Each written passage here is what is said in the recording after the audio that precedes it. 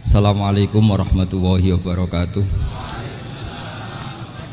Bismillahirrahmanirrahim. Tabarakalladzi nazzalal furqana ala 'abdihi liyakuna lil 'alamina nadhira. Allahumma shalli wa sallim ala sayyidina Maulana Muhammad wa ala alihi wa sahbihi asma'in. Nama ba'du. Semua pengurus PBNU yang saya hormati, semua habaib, semua ulama yang saya hormati, wabil khusus Kiai Haji Abdul Manan, Ketua Lembaga Dakwah PBNU, yang meskipun mondoknya hanya 3 bulan ini sebetulnya problem, sehingga saya kesini ini sebetulnya tidak pernah merasa ibadah. Ini bukan dakwah, ini show dakwah. Jadi yang namanya dakwah itu ya orang-orang di kampung nggak bisa ngaji diajarin ngaji, seperti saya di Jogja, di Rembang. Kalau ini show dakwah, dan ini ada agak kesalahan karena mondoknya hanya 3 bulan. Jadi tidak bisa bedakan mana dakwah, mana show dakwah. Ini jelas show itu. Mungkin yang benar-benar dakwah yang sekarang sedang bikin masjid di pedalaman Kalimantan, pedalaman Sulawesi, atau saudara-saudara kita yang di Korea, saya kemarin di Korea, itu dakwah betul. Kalau ini agak-agak tontonan. Ya tapi masih bagus lah, melihat wajahnya Habib, ulama itu ibadah. Tapi begini ya, yang jelas saya berharap sekali, saya diundang sekali ini saja, jangan diulang. Karena mencintai ulama itu baik, tapi ngatur ulama itu dosa. Ini murah. Jadi ini harus dicatat. Jadi Imam Malik itu kalau diundang tuh marah, meskipun yang undang tuh seorang raja zaman itu, Harun ar-Rasyid. Beliau minta supaya Imam Malik baca Muwatta di istana untuk anak-anaknya, padahal seorang presiden mau ngajari anak-anaknya. Imam Malik marah, masyhur itu, al ilmu yu'ta la ya'ti, ilmu disowani, orang kok ilmu yang sowan. Di mana-mana timba itu ke sumur apa sumur yang ketimba? Timba ke sumur. Ini agak kecelakaan. Pakai air pam. Air pam katanya. Jadi udah banyak air. Sehingga saya kata orang banyak itu di SK-kan PBNU, tapi itu tidak pernah saya pikir. Karena saya melakukan kebaikan itu sebelum dapat SK. Saya ngajar sebelum dapat SK, saya dakwah di mana-mana sebelum dapat apa? SK saya langsung minallahi ta'ala, dari Allah Ta'ala. Jadi kalau PBNU niatnya ikrar bahwa orang yang sudah manfaat diangkat, itu saya terima. Tapi kalau merasa ngangkat saya, tak lawan di pengadilan. Karena saya sudah jadi kiai sebelum diangkat PBNU. Ya ini saksikan ya para muhibin saya. Jadi kalau SK itu ikrar, ngakui kalau Gus Bak manfaat, saya terima. Kan hanya ikrar saja, Pak. Tapi kalau merasa ngangkat dari bawah ke atas itu tak lawan sampai apa? Pengadilan, sampai di akhirat. Tersangkanya ya yang sedang jabat sekarang. Tapi saya yakin enggak, Kiai Miftahul Ahyar itu orang alim, karena alumni Sidogiri dan menantunya Syekh Duki. Di antara gurunya itu pernah mbah mertua saya, karena istri saya orang Sidogiri. Beliau juga besanan sama keluarga Lasem, saya ini Durriyah Lasem. Pak Said Akil juga orang alim, mbah-mbahnya juga orang alim. Baru kemarin nyocokkan nasab sama saya. Buyut-buyutnya beliau itu adik buyut saya, pernah cocokkan sama saya. Gus, saya sama saya tua mana? Tua saya, buyut kamu adik buyut saya, kata saya gitu. Tapi saya tetap hormat sama beliau karena ya pernah sepuh umurnya setidaknya. Jadi saya ulang lagi, ngaji seperti ini itu sebetulnya lebih ke show, pertunjukan. Supaya pertunjukan ini tidak dosa, saya isi ngaji betulan. Tapi jangan diulang. Karena biasa ngaji rutin. Saya di Jogja tafsir Jalalain sudah juz 23. Pernah khatam hikam. Sekarang Nashihul Ibad separuh. Saya ngaji di Sidogiri Itkon, di Sarang Balaghatul Quran, di Hajen Lubul Usul, tapi sarahnya yang Thariqatul Husul, sarahnya Mbah Sahal Mahfud. Jadi baru di sini ngaji bersaing sama orang yang mondok berapa? 3 bulan. Ini masalah. Masalah. Gak boleh mondok itu harus buat tulis zaman. Tapi ya tidak apa-apa, mungkin laduni ya. Jadi kalau mondok cepet itu kemungkinannya apa? Laduni. Begini, tapi saya tertarik apa yang dikatakan Kiai Haji Abdul Manan tadi menyangkut kalimat tauhid. Saya ngaji di mana-mana bilang, kalau ngaji itu yang tahqiq itu detail. Detail itu bahasa Arabnya tahqiq. Jadi kita misalnya berpikir secara jernih, orang yang kafir 70 tahun itu pasti menjadi muslim karena melafadzkan la ilaha illallah. Dan itu bi ijma'il ulama. Semua ulama mengatakan demikian. Saya ulang lagi, itu bi ijma'il ulama. Karena mansus di Quran ada ayat kulil ladina kafaru iyantahu yughfar lahum ma qad salaf. Kalau orang yang kafir 70 tahun bisa dihilangkan kekafirannya hanya dengan kalimat la ilaha illallah Muhammadur Rasulullah. Berarti kalimat ini statusnya apa? Penghilang kekafiran, apa? Penghilang kekafiran. Lalu ada kelompok yang mengatakan gara-gara kalimat la ilaha illallah dan pegang patok nisan itu orang menjadi kafir. Ini kan jadi paradok. Lafat yang kita statuskan sebagai penghilang kekafiran dengan lafat yang sama orang menjadi kafir. Itu nggak ketemu nalar. Mbok nalar paling apapun tetap nggak ketemu. Kecuali tadi ya dalilnya pokoknya ngotot tadi. Itu memang kacau itu. Tapi alhamdulillah mereka insya Allah ya sadar. Kamu jangan bayangkan mereka tidak sadar terus, berarti kamu doanya jelek. Bisa saja mereka sudah ingin sadar, berhubung digojlok ini terus gak jadi sadar. Jadi jangan-jangan salah kita karena sering gojlok sehingga yang mau sadar jadi tidak apa? Nggak sadar. Saya tadi jam 10 sampai setengah 2 masih ngajar di pondok saya ngajar tafsir masih di Rembang sana saya. Terus saya ke Semarang Delalah Muyassar. Ya mungkin agak-agak keramat, jadi tetap jam 3:4 saya bisa ketemu Habib Umar Hafid. Saya beberapa menit ya diskusi tentang manhaj beliau, dan kebetulan saya sering belajar kitab beliau sama alumni Darul Mustafa. Meskipun saya tidak pernah ke sana, tapi saya tahu betul mazhab beliau karena al arwah junudun apa mujannada. Begini, saya sering dingetikani Mbah Mun, politik tidak jelas itu bagian dari kejelasan. Ini yang perlu dicatat. Jadi politik tidak jelas itu bagian dari apa? Kejelasan. Misalnya begini, siapa yang mengira Khalid bin Walid yang sangat musuhi Rasulullah, dia panglima orang kafir ketika ngalahkan Rasulullah di perang Uhud, akhirnya Khalid bin Walid masuk apa? Islam. Begitu juga Wahsy, qatilu ahabbin nasi ila Rasulillah, pembunuh Said Hamzah, akhirnya juga masuk Islam. Begitu juga Abu Sufyan, dia pemimpin besar kafir Mekah ketika perang Badar, ketika perang Khandaq, akhirnya juga Islam dan menjadi mertua Rasulullah Shallallahu Alaihi Wasallam. Dari fakta ini kemudian banyak ulama alim yang ngambil sikap itu ya coro Jawa itu anggang-anggang. Anggang-anggang itu gak tegas, tapi gak tegas dari rumusan ilmu yang detail. Saya ulang lagi, gak tegas tapi dari rumusan ilmu yang apa? Detail. Bisa saja orang yang sekarang kafir suatu saat mukmin atau muslim. Bisa saja yang sekarang sedang fasik suatu saat soleh. Bisa saja yang mondok 3 bulan rois PBNU. Sementara yang mondok lama kadang Kiai RT. Tapi itu hanya hukum duniawi. Saya yakin yang Kiai RT ini PBNU di akhirat. Karena mondoknya lebih apa? Lama. Itu tak jamin. Saya juga berencana mimpin itu di akhirat saja, bukan di dunia. Makanya saya mohon SK itu berakhir muktamar mendatang. Karena saya sudah kiai sebelum diangkat. Makanya saya ulang-ulang, kalau pengangkatan itu niatnya ikrar, saya terima. Tapi kalau niatnya ngangkat, tak gugat di pengadilan. Ini tidak guyon, ini betulan itu. Ya, tapi ini hanya guyon saja. Nah, ini penting saya utarakan teori ngaji ya. Ini saya bacakan naskah asli Sayyid Umar Hafid supaya Anda dapat barokah beliau. Karena beliau selain alim allamah, muridnya Habib Salim, juga beliau pernah ngaji kutub Sayyid Abdul Qadir Segaf di Jeddah. Juga beliau sering istifadah di beberapa kiai. Ini saya baca teks Arabnya kemudian saya terjemah. Bagi yang tidak setuju pemaknanya bisa gugat karena saya baca Arabnya. Yang nggak setuju pemaknanya bisa gugat, tapi tak jamin kalah karena saya paham betul teksnya maknanya seperti itu.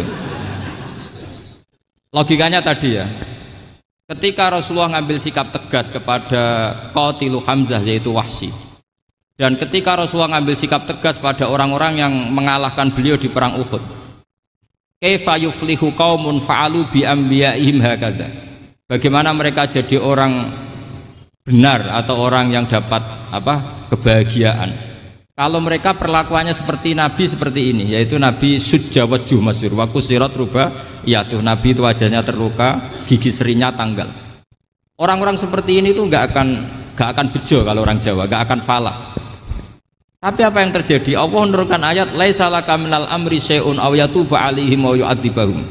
Muhammad itu bukan wilayah kamu ngecap orang, menstigmasi orang itu tidak wilayah kamu. Saya bisa saja mengampuni mereka atau menyiksa saya itu atau menyiksa mereka itu wilayah saya, kata Allah. Saya bisa saja mengampuni mereka atau menyiksa mereka itu wilayah saya. Sehingga akhirnya apa? Rasulullah tidak ngambil sikap yang mungkin orang lain mengatakan itu tidak tegas. Tapi itu kearifan. Betul, akhirnya Wahsy malah masuk Islam. Khalid bin Walid panglimanya juga masuk Islam. Dan beberapa orang kafir juga masuk Islam, termasuk mimbenihim, ketuanya yaitu Abu Sufyan. Ini penting saya utarakan. Makanya ini saya baca pembenaran dari konstruksi pikiran tadi. Nah ini supaya khas. Ini khasnya orang mondok 10 tahun nih. Jadi ini tak baca ini. Nah, biar jelas ini nanti tagnya persis ya, tidak saya rubah. Ini di kitabnya Habib Umar Hafid, namanya itu Taujihun Nabi Limardoti Bari. Kalau diterjemah ya mengarahkan orang yang sadar. Nabi itu orang yang sadar ya, sampai ini termasuk orang yang sadar. Limardoti Robbi, menuju mendapat ridho Tuhan atau Allah Subhanahu wa Ta'ala. Saya baca tagnya ini di halaman 179. Ini tidak ada yang saya rubah, tidak saya kurangi. Bismillahirrahmanirrahim. Fala buddha an nuwattina qulubana ala annana khodamatu ahli hadal qaul wa yattali'u Allah min qulubina annana na'taqidu imkaniyata ayyasfa'a fi ahadina yaumal qiyamati man huwal ana kafirun yuslimu faya'lu sya'nu indal haqqi fayakunu sababan li kholasika fil qiyamah yumkinu dzalik. Jadi kita para dai, para kiai itu adalah khodamatu hadal kaun. Kita ini adalah pelayan alam raya ini yang selalu berharap alam ini akan lebih baik. Orang yang sekarang sedang kafir bisa saja nanti yang nyafaati kamu di akhirat, yaitu mereka masuk Islam lalu Islamnya lebih serius, akhirnya punya hak syafaat. Sementara kamu Islam mulai kecil tapi biasa-biasa saja seperti ini, mulai dulu ngaji terus sama Ki Abdul Manan, nggak pernah yang ngisi ngaji, itu artinya nggak ada perkembangan. Makanya saya nggak ingin ngaji lagi karena saya ingin perkembangan Anda nanti tukang mengisi, bukan yang diisi. Kalau saya nanti ngaji lagi di sini, artinya Anda kalau tetap mendengarkan itu tidak ada perkembangan. Pantas saja saya mulang Gus Bahak sampean sing ngaji. Sekali-kali ada perkembangan, saya ngaji sampean yang mulang, itu bagus itu. Meskipun itu perkembangan yang menyesatkan.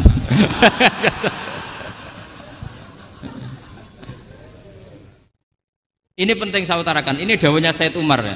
Orang yang sekarang sedang kafir bisa saja orang ini nanti nyafaati kamu, yaitu beliau orang ini Islam, kemudian Islamnya serius, maka punya hak syafaat. Sementara kamu Islamnya biasa-biasa saja. Itu masyhur kayak Sayyidina Umar. Sayyidina Umar Islam di hari itu langsung makomnya makom yang a'la, sehingga mengalahkan yang sudah Islam lebih lama. Karena Islamnya Umar itu menjadi izzatul Islam betul.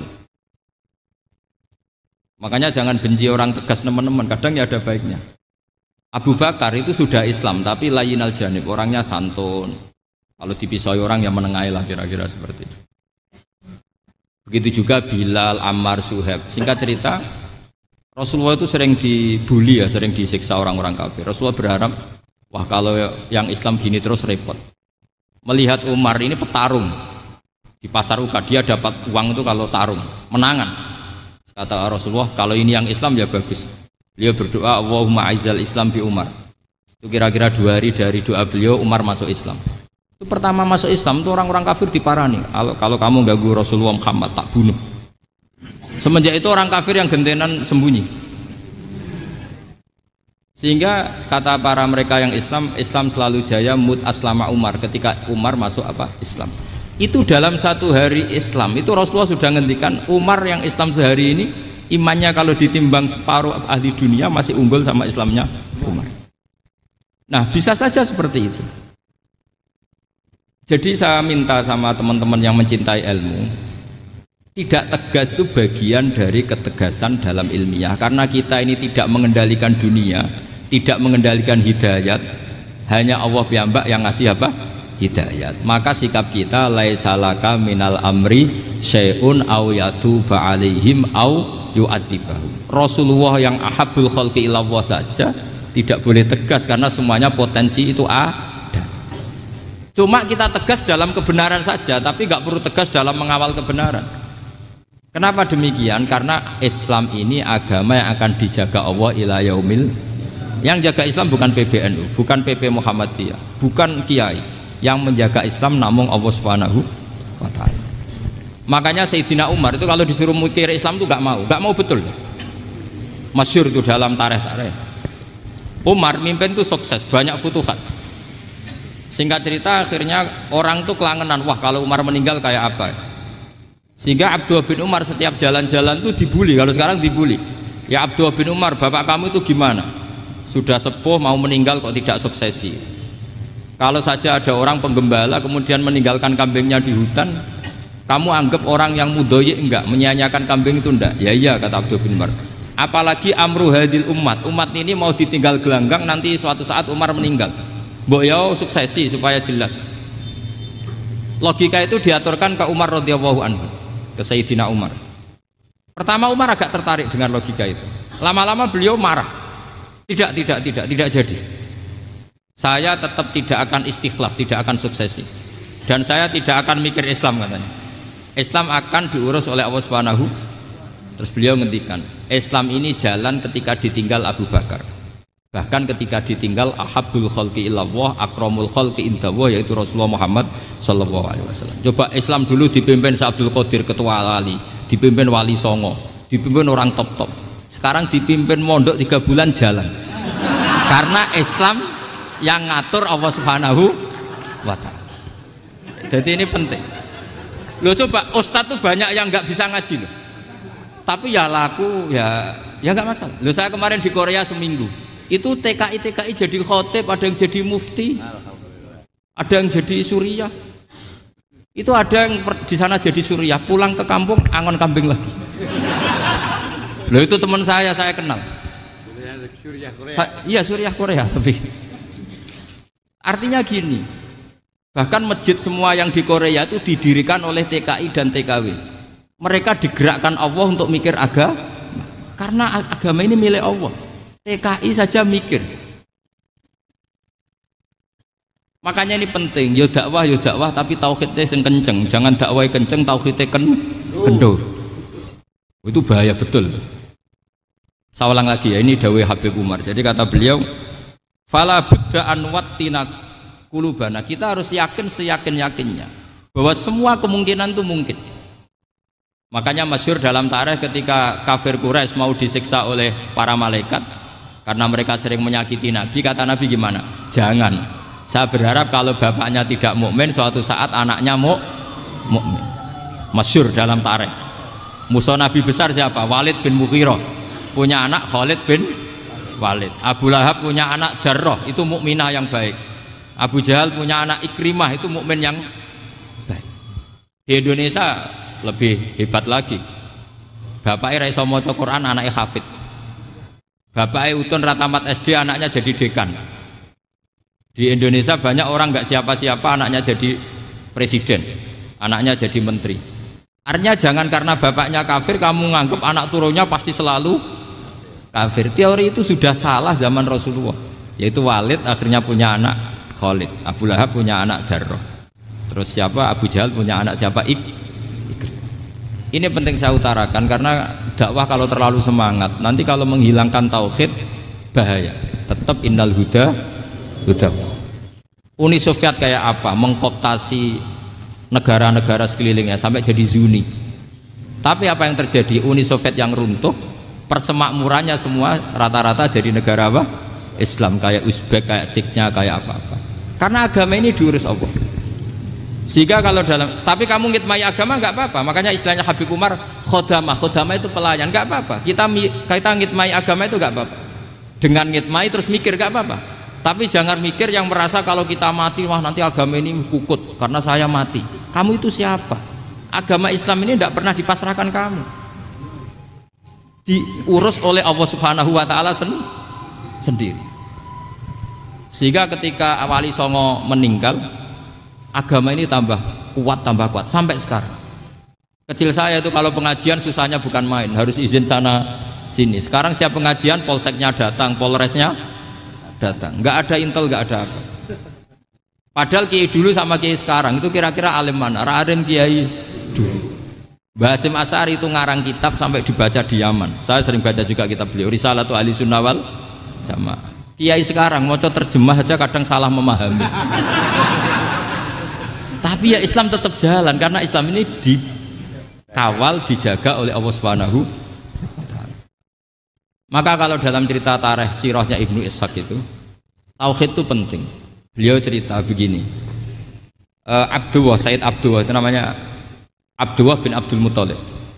Kita tahu kenangannya Rasulullah terbanyak itu bukan dengan Sayyid Abdullah tapi dengan Sayyid Abdul Muthalib, dengan mbahnya. Karena Nabi itu mulai kecil dirawat oleh siapa? Mbahnya. Yaitu yang disebut Nabi ketika 2 bulan kan abahnya sudah meninggal. Ya saya baca ya, pakai bahasa Arab biar jadi bid'ah. Nanti kalau bahasa Indonesia ada bid'ah. Tidak betul. Diba atau berjanji sebenarnya itu kitab sejarah, berhubung dibaca bahasa Arab terus kayak mantra.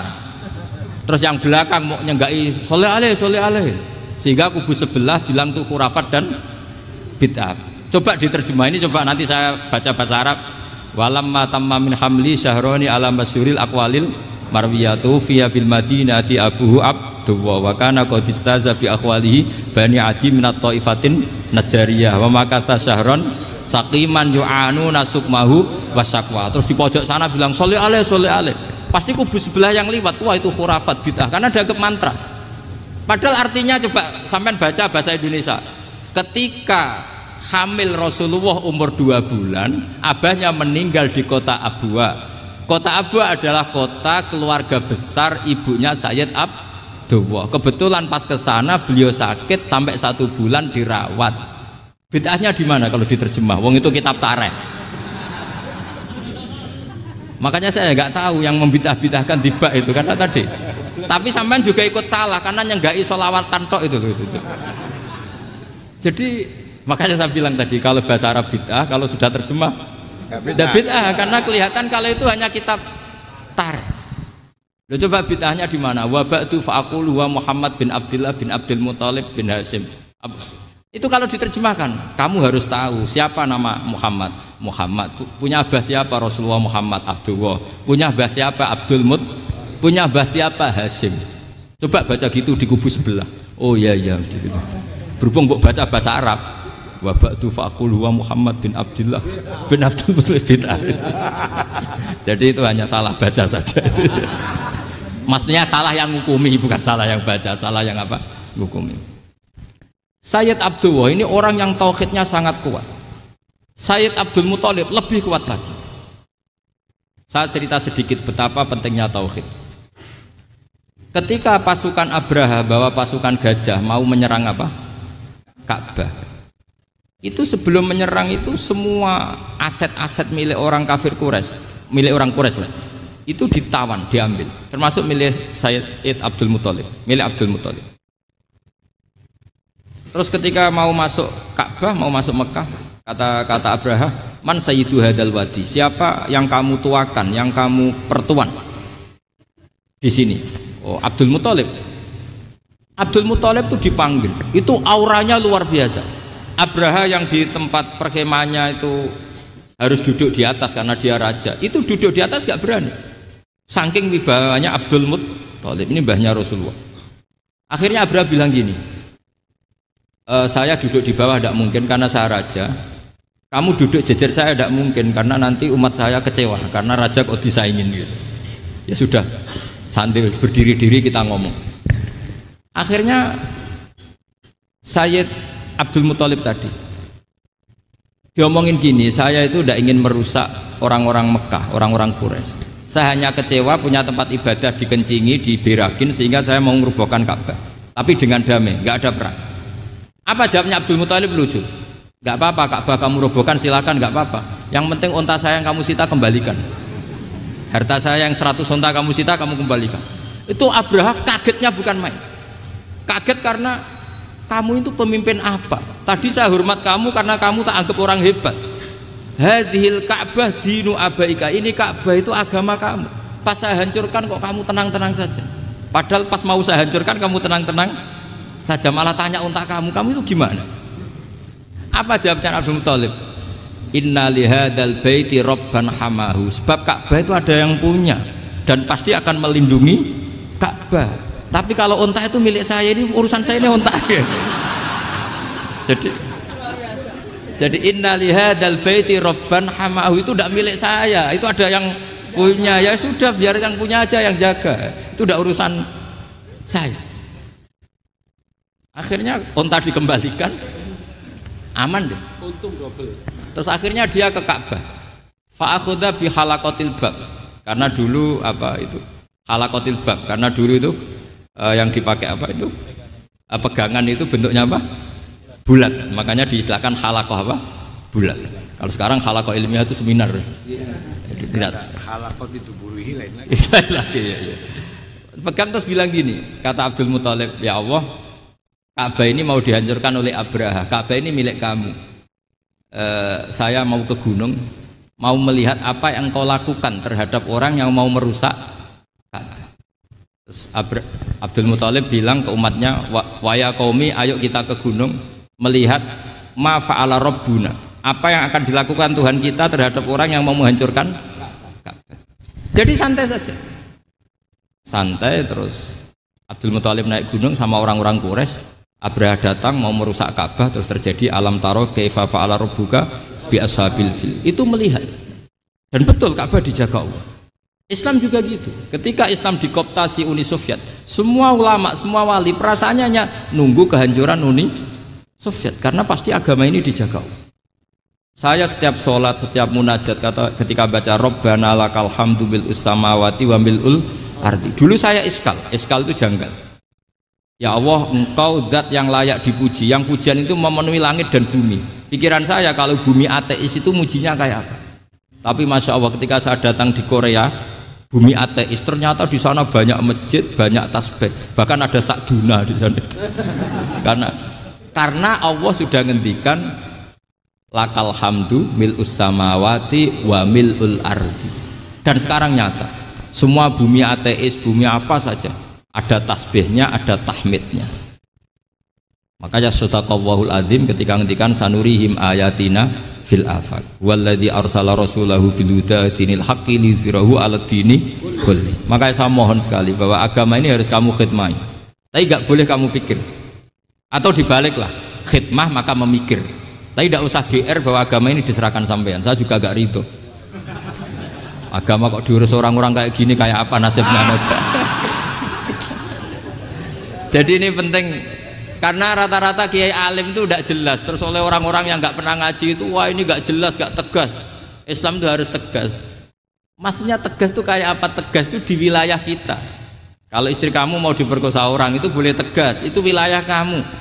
Tapi kalau hidayat itu wilayahnya Allah Subhanahu wa Ta'ala, kita tidak pernah tahu. Bahkan yang sudah Islam saja, nyuwun sewu, itu nggak ada jaminan mati husnul.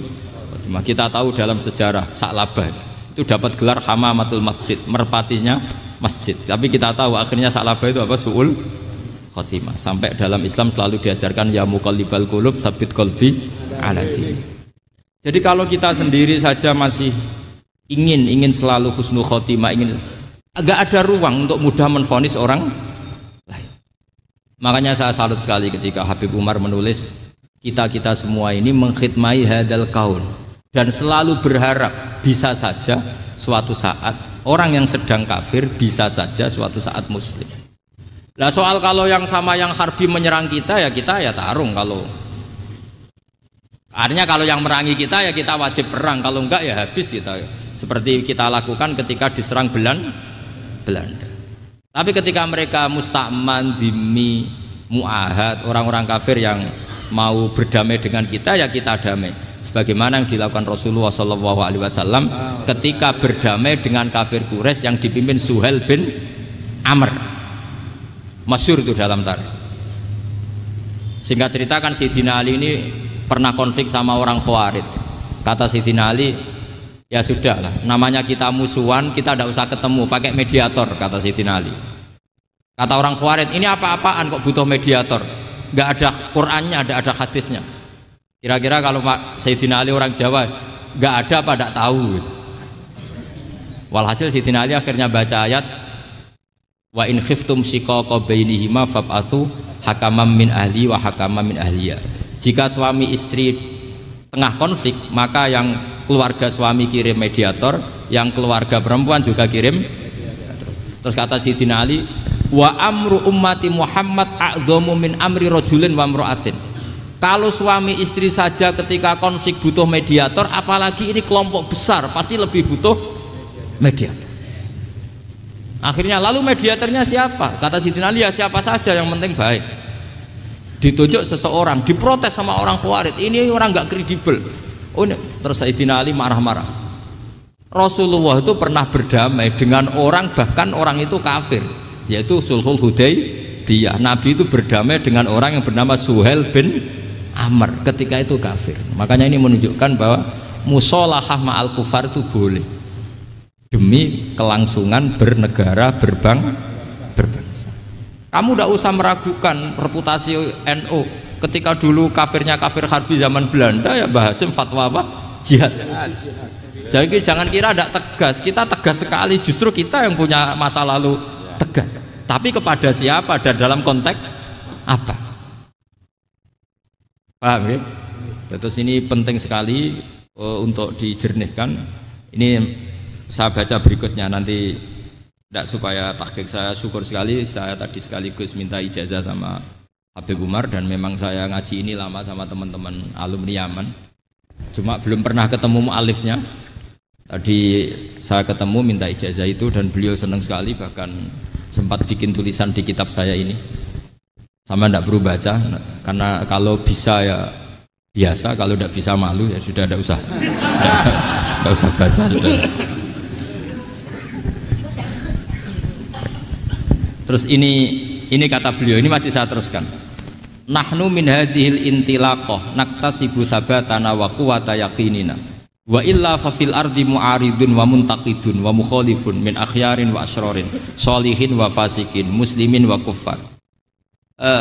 Kalau kamu punya satu metode ilmiah, metode dakwah, kamu harus siap, karena pasti ada yang menentang. Yang menentang itu ya mulai orang soleh, tidak soleh, orang macam-macam. Jadi kalau sudah punya manhaj, memang dari awal harus siap apa? Ditentang. Jadi misalnya PBNU punya kebijakan apa, ya sudah siap saja dibully. Itu pasti itu, karena nggak ada manusia semua suka, semua benci. Kata beliau, anta in kunta fi syakkin min hadzal maslak wal manhaj fattabi man syi'ta wasaha angka ghaniyah wa in kunta ala yaqinin annahu al huda wa mirasun nubuwah wa annahu haqiqatu tarjamatil ahdi ma'rab fala tata'athar min kalami ahadin yakunu mangkana. Jadi intinya kita mengawal Islam secara rahmatan lil alamin itu justru kita berharap menjadi simpatik dan menjadikan mereka menjadi napa Islam. Jangan ketika simpatik dianggap gak tegas. Saya masih ingat betul dawuh Mbah Mun, hak sekseni, kata beliau. Saya masih ingat kalimatnya, sekseni. Aku ra tegas itu berdasar ayat laisalaka minal amri syai'un aw yatuba alaihim aw yu'adzibahum. Karena potensi sosial itu bisa rubah. Orang yang sekarang kawan kamu bisa saja suatu saat jadi musuh. Yang sekarang musuh kamu bisa saja suatu saat jadi kawan. Terus kamu ngambil sikap tegas dalam sesuatu yang nggak stabil seperti ini, lalu tegas itu kan nggak pada tempatnya. Makanya yang seperti ini kata Allah pakai asa itu menawa. Asa wahu ayyaj'ala bainakum wa bainal ladzina ataitum minhum mawaddah. Bisa saja orang yang sekarang musuhan dengan kamu suatu saat dijadikan mawaddah. Kamu udah mawaddah itu saling mengasihi. Kamu udah usah tanya, wallahu qadir, kata Allah, karena Allah mampu. Jadi dalam hukum-hukum sosial Allah seringnya bilang apa? Asa. Misalnya wasa antakrahu syai'a wa khairul lakum, wasa antuhibbu syai'a wa syarrul lakum. Karena masalah sosial ini semuanya asa, yang pernah tahu siapa. Bisa saja sekarang saya Rois Suriah, nanti SK-nya nggak turun lagi, tapi saya tidak apa-apa. Bisa saja nanti santri 10 tahun dipimpin 3 bulan, nggak apa-apa. Bolak-balik nggak apa-apa, saya tidak akan kecewa. Karena masa Allahu kana wa malam yasa lam yakun. Assalamualaikum warahmatullahi wabarakatuh.